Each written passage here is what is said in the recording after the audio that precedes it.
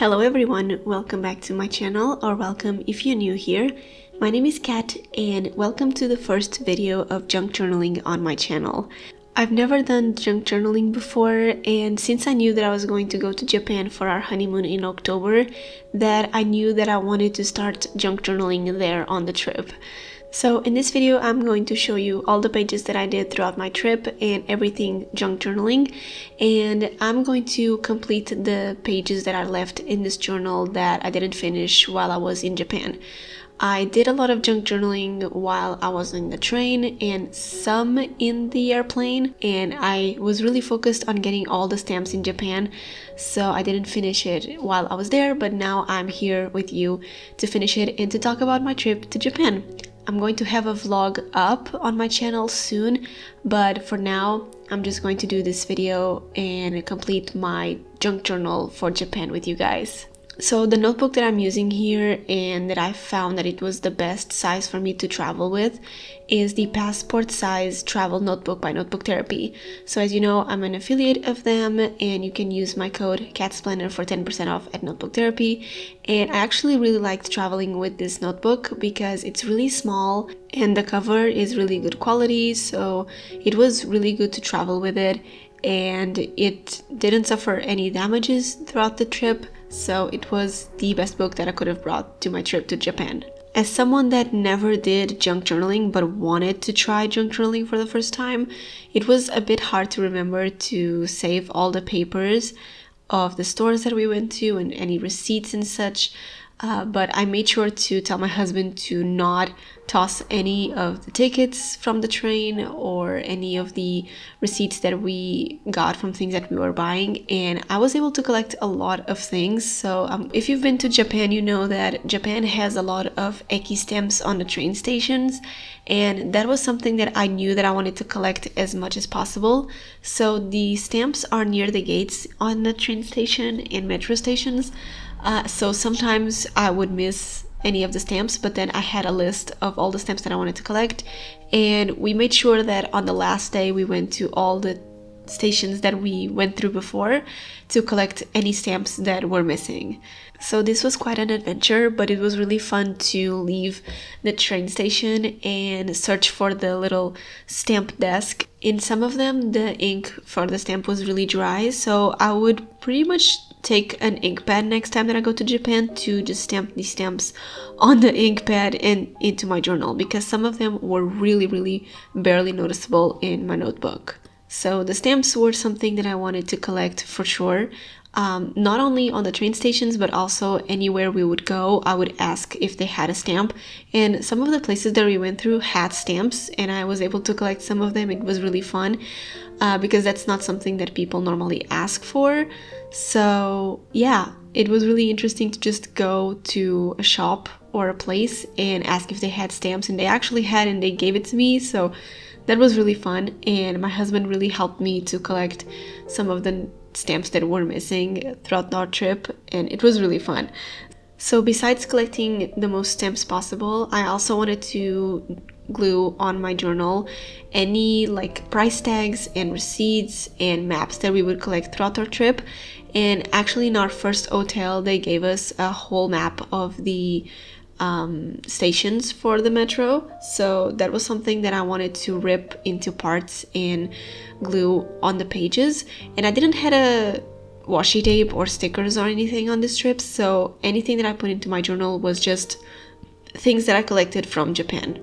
I also didn't have a plan of the pages and the sequence, but I tried my best to do them in chronological order. So we stayed 3 days in Tokyo, and then 2 days in Kyoto, and 3 more days, I think, in Tokyo. So I knew that the sequence of the pages and the junk journaling would be that. So I tried to do a place per 2-page spread. So you will see a lot of things from Shibuya and Tokyo and Asakusa, but at the same time I wasn't really planning where I was stamping things because we didn't have time to plan where I was going to stamp the things when I found the stamp desk, so I would just stamp it and then do the junk journaling later. So that is why some pages are left blank between stamps. That is the reason why. And this one actually had this little papers where you could stamp your stamp, and so instead of just stamping it directly on my notebook, I stamped it on this paper and then I glue it to the notebook.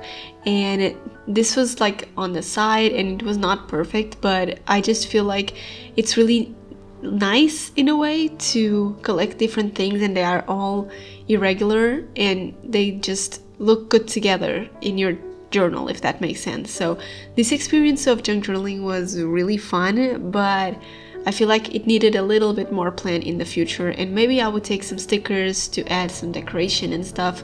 I didn't do that, and I feel like it gives it a more raw look to my journal, and it was really fun to do throughout our trip.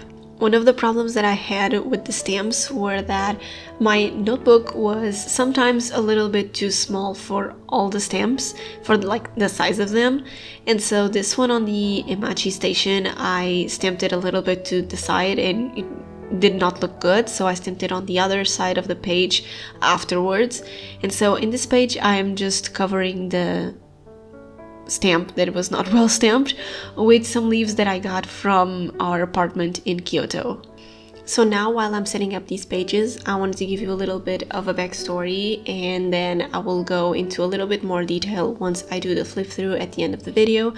But in this next page I have the Emashi station stamp on the left, and on the side I decided to put two things that were really important to me that we did. So the first one, which is this red paper one, is the little paper that came with our customized chopsticks that we did in Kyoto next to the Fujiminari temple. And this was really fun because we knew that we wanted something as a souvenir that would be customizable, and we thought about rings and matching tattoos and everything, but the chopsticks is like the thing that you bring from Japan. So we decided to go to this little store and get the chopsticks. Each chopstick was 1,100 yens, I think, so it was not that expensive, and for a souvenir from Japan I think it's really worth it. And so that is something that I recommend you to do, is to get customized chopsticks with your name.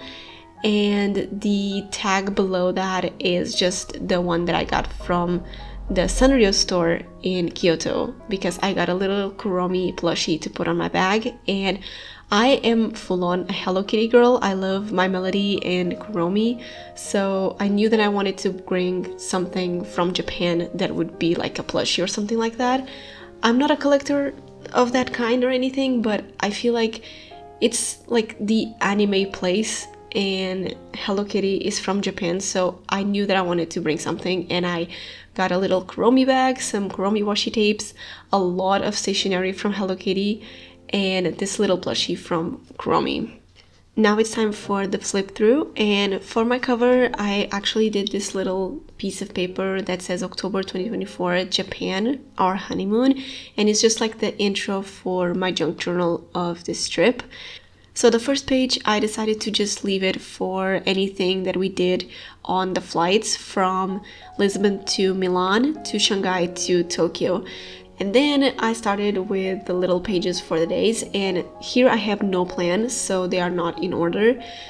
But the first page is for Asakusa, and so the stamp on the right is of the Eki station, and the stamps on the left are from the Asakusa Culture Tourist Center. And we went there because we were in Asakusa seeing like a temple, and they had a poster of like kanji calligraphy workshop, and I was like, oh my god, this is calligraphy, I have to do it. And it was in like 30 minutes, so me and my husband went there and did our little calligraphy workshop, and it was so fun because we did kanji calligraphy with their paints and paintbrushes, and I was able to do the calligraphy that I do on my channel for them. So it was a really nice experience, and I was not expecting to do this in Japan. And the next page is just for the map of where we left on the station, like the metro in Asakusa, and my first ticket of the metro station in Tokyo.